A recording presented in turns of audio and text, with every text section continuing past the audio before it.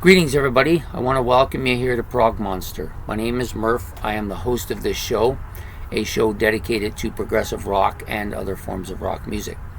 So we're here to do an episode of What's New, which usually comes out on Thursday night. In fact, it has been for some time now. Basically what I do is I take a new album that's come out within the calendar year, in this case 2024, and kind of review it. So the group I've chosen today and the album I've chosen today is It Leads to This, and the group is Pineapple Thief. So I'm fairly new to this band. I've heard a few things from them before, but nothing intense, nothing involved, or nothing on the show anyways. It was released February the 9th, 2024. It's about 41 minutes in length. The label is the KS Score label.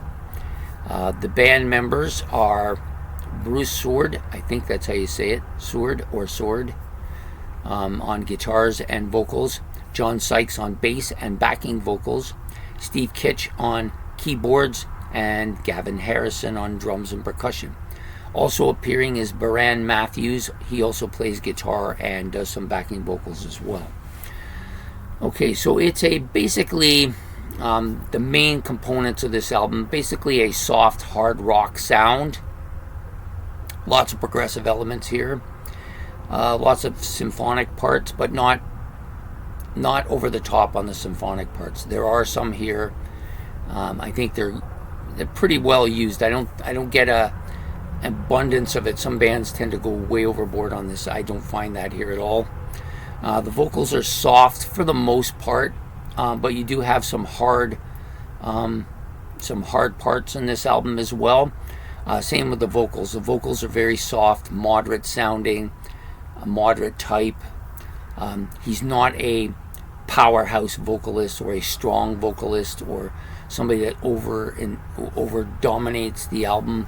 Yeah, just very fits into the music style and not too dominating. For the most part, I find the music is melodic, and most of the songs fall kind of within that range.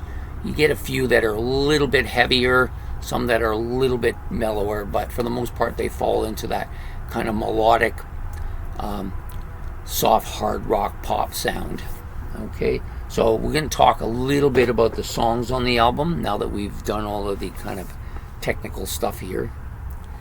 So there are, I believe, 8 tracks on the album in total. The opening track, Put It Right, about 5 minutes in length. Really catchy rhythm section here. I like this a lot. Vocals are clear, but again, not overpowering. Some heavy symphonic background here on this particular track. A little bit of piano and synth, which is kind of catchy for the song. The percussion and the guitar are a little bit more subdued, but are also kind of catchy. I like this song quite a bit. Probably one of the 2 or 3 best songs on the album, I think. Next song up, Rubicon. It's a little bit shorter, about 4.5 minutes in length. Catchy, upbeat drum. The drums are more predominant in this particular track than in the first one. The guitars kind of build up and become more forward and a lot more catchy as the song goes on. It's a catchy melody, I believe. Vocals again clear but not overpowering.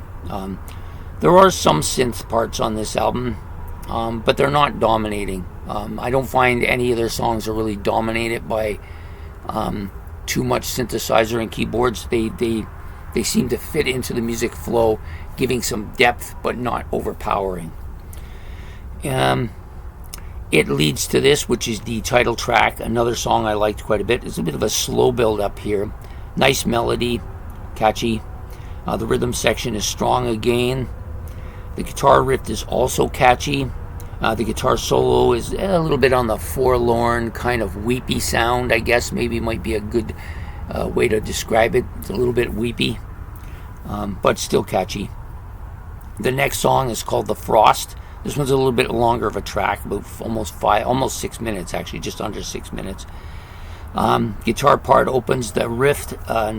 It's kind of a song that builds as we go along. The guitar gets heavier, the riff gets heavier, the bass gets heavier, and the story is kind of a gripping story. So this one is actually has a video with it, so you get that kind of a gripping feel to it as well. But a bit on the sobby side, I guess, maybe you might want to call it. The next track out, All That's Left. Another subdued, quiet start. Some interesting percussion parts here. To me, they add a kind of a mystery to the song. I don't know if that makes any sense. There's little tapping noises that kind of make you feel like you might be somewhere that's not really where they are. The story is, then there's this kind of heavy guitar riff towards the end with some, actually a kind of a screeching solo. It's a little bit more bite to it than the previous solo. New Year's, New It's Yours, that's the next one. 6 minutes. This is the longest track on the album. Probably my least favorite track on the album. I didn't really care for it. It's got a bit of a symphonic opening, a little bit too subdued in the vocals for me. Slow, melodic sound, a melodic piano. The guitar riff is dark and melodic with a kind of a scratchy solo. I didn't really care for the song. It didn't really capture my attention. I found a hard time kind of listening to that particular track. Next track up, Every Trace of Us. Sorry, can't read my own writing. I should actually take a penmanship thing, and then that way maybe I could read some of the stuff I write. This is a bit more of a faster paced track. The drums are dominant on this track, real catchy beat, and it gets heavier, and the solo adds some kind of strong emotions to this song. It's a little bit better of a song than the predecessor, but not one of the best tracks on the album. And To Forget, which is the final track, it's about 5 minutes long, a little bit more than 5 minutes. This one has an acoustic guitar opening, which is really interesting, slow, melodic. The vocals are quiet and gentle. He's kind of a quiet, gentle vocalist, which I think suits the music, because he's not, if he was more of a powerful, strong vocalist, the music wouldn't suit his voice at all. But this, the way they structure the music around really fits his voice, I think. The electric guitar is a bit slow, melodic, and the drums capture that kind of slow, melodic feel. There's a bit of a heavy riff towards the end with a nice kind of solo that's a little on the weepy side, but not overly. So overall, it's a pretty strong album, I think. I think it'll do well for people that like this kind of music and like this band in particular. I think they're going to be happy with this album.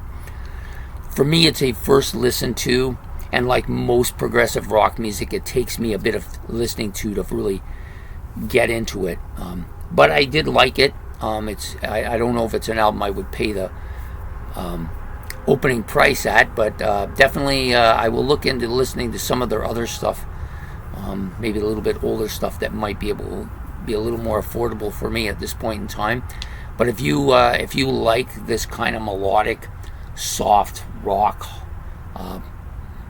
progressive rock type of stuff with a little bit of symphonic stuff, but very weepy melodic guitar types, you'll probably like this album quite a bit.